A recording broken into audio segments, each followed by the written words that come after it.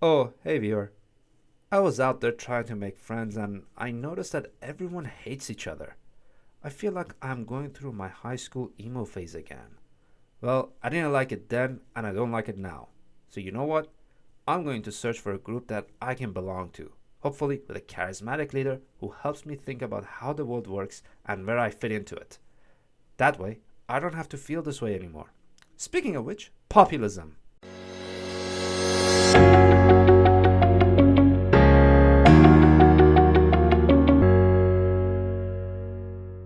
What is populism?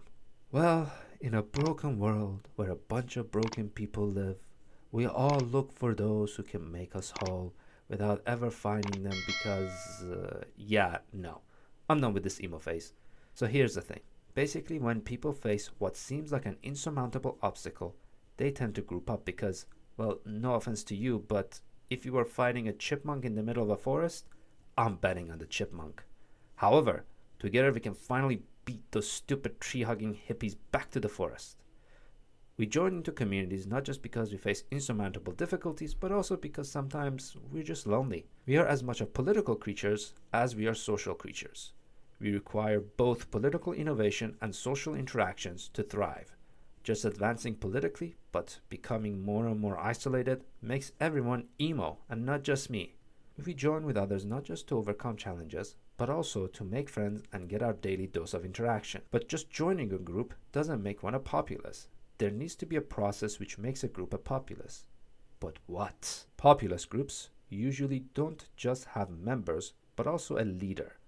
This leader usually, but not always, pushes the group towards populism. This leader needs to have certain characteristics. They need to draw a rigid line demarcating in-group versus out-group dynamics, and at the same time construct an enemy which is responsible for all the woes the group members are facing. The demarcation between the good guys and bad guys comes down to a very simple us versus them. It can take the form of religious division, racial division, and in the case of populism, the people versus the other. Populist leaders aren't inflaming the people to act for religious or racial reasons. By painting themselves as champions of the people, populist leaders argue that they are fighting for the common good of all. When we look back at history, we see a lot of populist leaders who now we go, wow, how did people ever bought into this man's nonsense? The answer is because they are very charismatic. People with sufficient charisma can convince others to do things you would not believe. They are like magicians.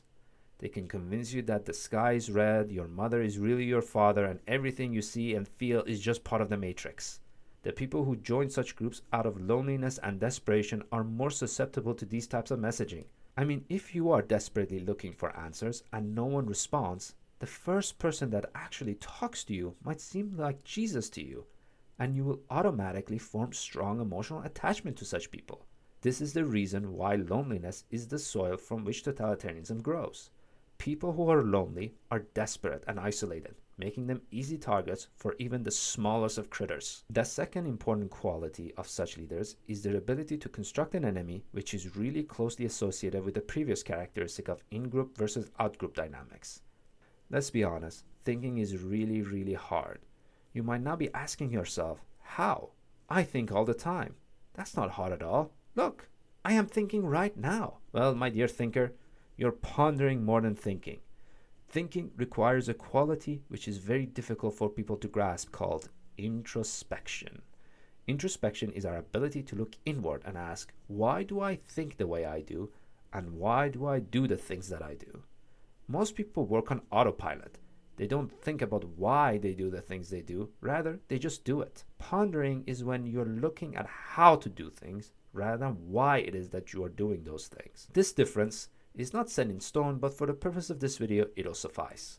By looking at why you do things, you will naturally have to also come face to face with your own weaknesses. Here's why. When you ask yourself, why do I do the things that I do? You are admitting that you're not perfect because you can't do everything you want to do. Whereas when you're pondering, you're posing the question of, how do I do the things that I want to do? You're not considering that you can't do everything, but rather are looking for tools and means of accomplishing what it is that you're trying to do. Thinking about why you do things means that you have to face yourself. Sometimes the deepest part of yourself even, where you put all them naughty videos you hide that you don't want your mom to find out about. That can be very uncomfortable because no one likes to face that part of themselves. We like to think everyone else is flawed and not us.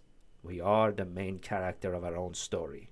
This means people are naturally more susceptible to viewing problems they're facing as being caused by others rather than their own shortcoming. Let's call this the League of Legends syndrome. By looking inward, we take a much more nuanced approach to problems because we realize we are complex. And because we are human beings and others are also human beings, that makes them also complex. And since we all occupy the same community, it makes the community complex. And finally, the problems in the community are also complex because they're caused by complex beings. No one problem is caused by one thing, but multitude of things. And when we think about that, we realize that problems are hard to solve. But League of Legends syndrome prevents us from looking inwards. Interestingly, this syndrome makes us think of ourselves as perfect because all the problems are everyone else's fault. Because, well, I'm perfect.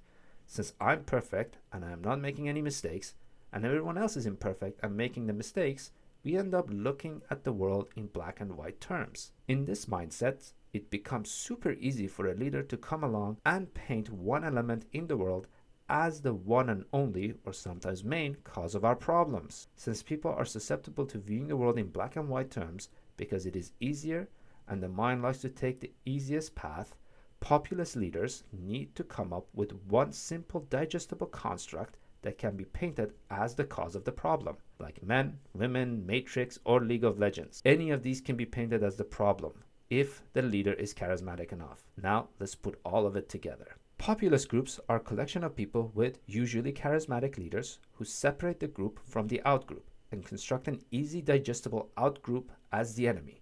Usually, populists use the terminology of the people versus the elite, which helps them divide people more efficiently. Think about it. The language suggests that you're part of an underdog group fighting someone much stronger.